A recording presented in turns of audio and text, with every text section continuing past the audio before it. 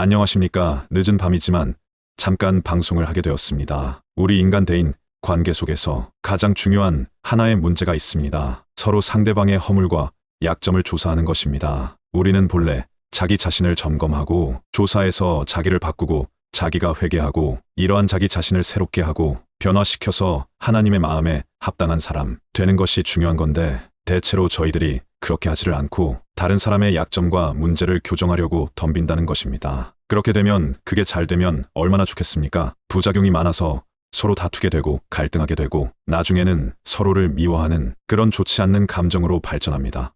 그래서 우리 예수님께서 비유의 말씀을 해주셨습니다. 누가복음 6장 39절에 소경이 소경을 인도할 수 있느냐? 둘이 다 구덩이에 빠지지 아니하겠느냐? 이렇게 말씀하시면서 어찌하여 형제의 눈 속에 있는 티는 보고 내 눈 속에 있는 들보는 깨닫지 못하느냐? 이렇게 말씀해 주셨습니다. 대체로 우리 사람들이 저를 포함해서 모든 사람들이 자기 자신의 들보는 안 보이고 다른 사람의 티는 잘 본다는 겁니다. 이게 이제 심각한 문제죠. 자기 들보를 봐야 저 사람 안에 있는 티를 빼낼 수 있지 않습니까? 티가 있다고 말은 하는데 빼줄 수가 없는 거예요. 그리고 자기 안에는 더 큰 들보가 있는 거예요. 어떻게 해볼 수가 없는 거죠. 소경된 자가 어떻게 다른 사람을 잘 보는지 몰라요. 자기 자신은 볼 줄 모르는 소경이요. 그리고는 다른 사람 문제는 잘 보고 잘 지적을 합니다. 그게 인간이 타락한 증거입니다. 우리 인간 안에 선과 악에 대한 그 지식이 이미 들어와 있습니다. 누가 옳고 그르냐 이걸 빨리 알아챕니다. 그걸 아는 존재이기 때문에 저절로 알게 됩니다. 안 가르쳐줘도. 그래서 우리는 다른 사람의 눈에 티를 빼려고 하지 말고 내 눈에 들보부터 빼는 훈련을 해야 됩니다. 들보를 빼려면 다른 방법이 없고 하나님의 율법을 통해서 내 마음을 비추면 내가 하나님 앞에 큰 죄인이고 하나님의 계명을 못 지켰다는 것을 인정하게 됩니다. 그러면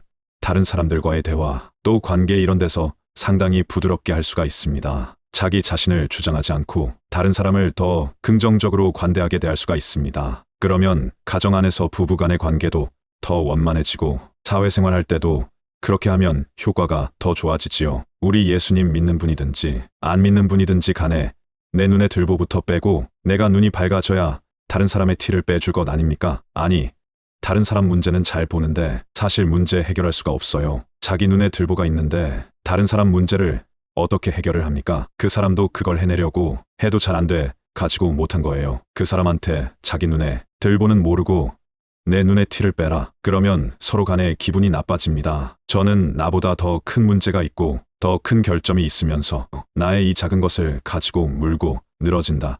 이겁니다. 그렇게 되면 서로 간에 신뢰감이 싹트지 않습니다. 우리는 나 자신을 먼저 비추어 봐 가지고 나 자신을 교정해야 되는 것입니다. 하나님의 율법이 우리에게 주어진 것도 그 율법 공부해 가지고 성경 많이 알아 가지고 저 사람을 내가 고쳐라.